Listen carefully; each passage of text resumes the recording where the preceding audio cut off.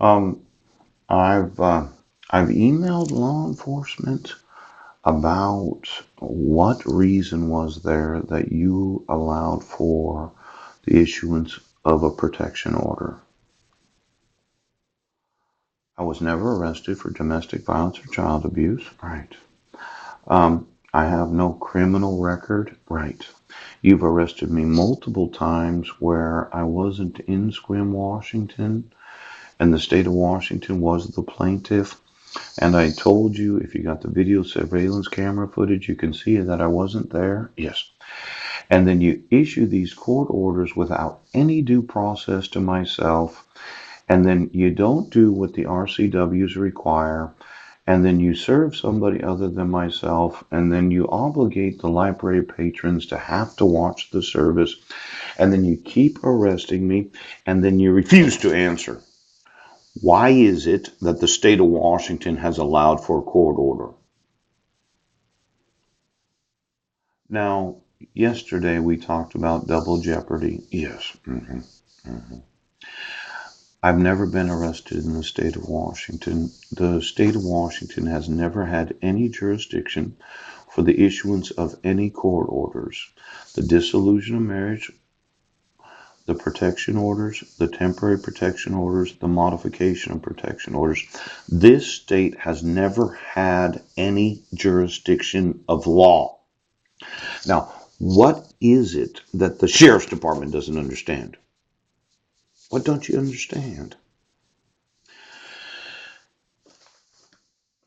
In 2011, I was not a resident of the state of Washington. I was arrested on Guam. Guam had the jurisdiction of law.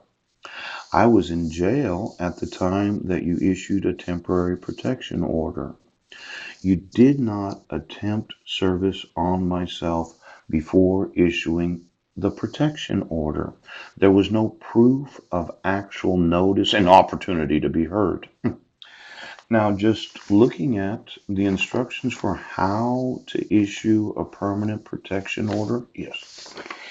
The law requires the order to say if the respondent received notice of the hearing and by what method. Oh, since the judge needs to verify that service complied with the court rules, timely and proper, the judge will probably complete this portion for you.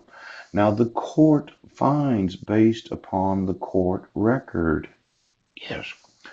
What court record existed in the state of Washington? There wasn't any. The arrest took place on Guam.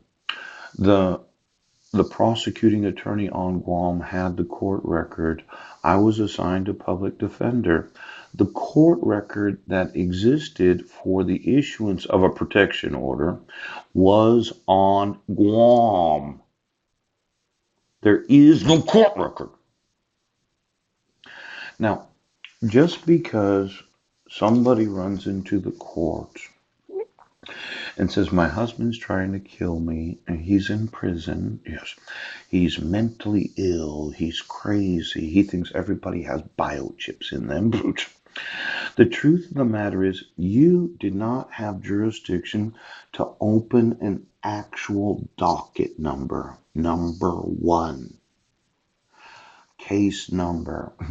Now, what's going to happen is I'm going to sue this county for actually opening a case because somebody petitioned. You do not have the right to have a superior court case number without actual jurisdiction of law.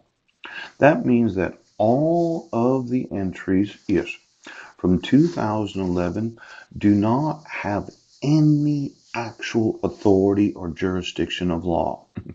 Every entry of the use of the Washington state court system from July 8th of 2011, you should have informed the petitioner, yes, that as the clerk of the court, I cannot docket this. Yes.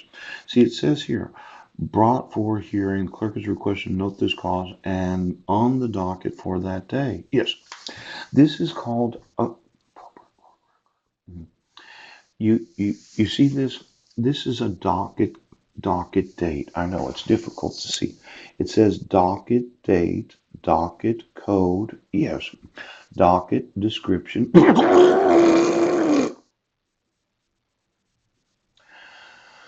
You never had the actual jurisdiction or authority of law to docket, court clerk, an actual docket date, yes.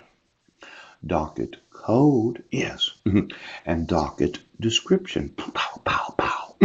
Now, the use of the state court system, yes, so as to actually put sub 1, yes, docket date, docket code, docket description. Yes. The court did not have any authority of law.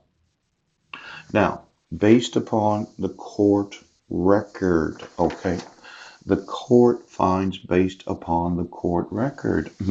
That is called the docket. Yes, the docket right here. Yes, docket, docket, docket.